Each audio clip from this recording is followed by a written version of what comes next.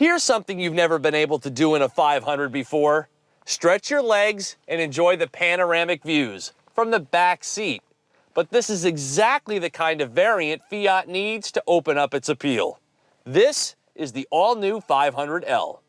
Fiat dealers are growing restless. As it turns out, the 500 Mini Compact plays about as well here in America as soccer.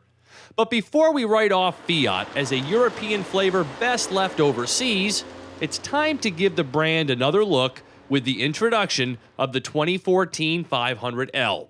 Until you see it in person and step inside, you won't believe how big and roomy it really is. This is far greater than, say, going from a Mini Cooper to a Countryman. The 500L provides about 25% more passenger room and 300% more luggage volume than a 500. It can seat 5 while transporting a good deal of home goods from the store. Though there are 4 available trim levels, Pop, Easy, Trekking, and Lounge, all use the Abarth engine, a 1.4-liter turbo with Fiat's multi-air intake valve technology, more precisely controlling the amount of fresh air that goes into the cylinders for improved performance and efficiency.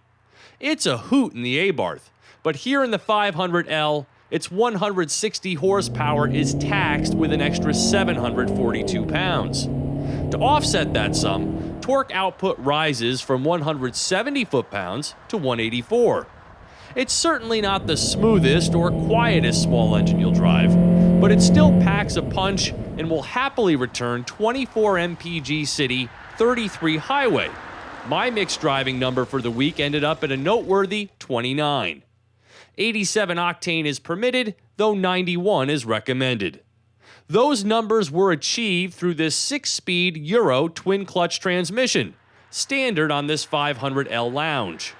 It's a gearbox that takes some getting used to, especially for those who expect these automated manual units to function just as smoothly as their torque converter cousins, because this one has its moments of pause, for instance when shifting from reverse to drive.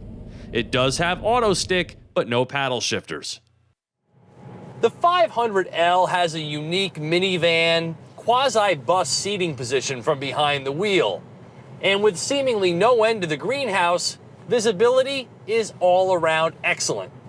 But no matter where I position myself, the top of the steering wheel covers up the speedometer. That is, unless you're going over 100. Though I've got the optional 17-inch aluminum wheels fitted with high-end Conti rubber, the 500L drives a little top-heavy and thus loses a large portion of the brand's small car motoring fun. But there is something about this wagon that really sucked me in. It's most certainly different, and I appreciate that. The huge front-to-back sunroof with its power retractable screen gives this car an unparalleled airiness. The rear cargo shelf and folding and tilting rear seats provide plenty of options, and the Beats audio system integrated into the excellent Uconnect system is a winner. It's quirky and full of personality.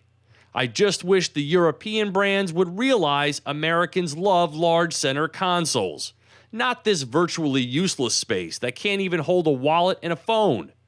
The seats are also quite uncomfortable, no more so than in the middle rear, where the cushioning appears to stem from rock. The top trim 500L Lounge starts at $25,195, while this loaded model, including the white roof, stickers for $28,245. Car buying is often quite irrational, and though the 500L is far from perfect, I really quite like its uncommon approach to growing up. For Drive Time on Yahoo Autos, I'm Steve Hammis.